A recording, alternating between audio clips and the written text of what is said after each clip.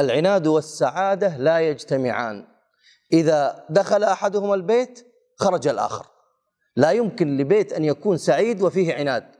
ومن أكثر الأمور التي تدمر الحياة الزوجية أن يكون كلا الزوجين عنيد أو أحدهما عنيد. لماذا؟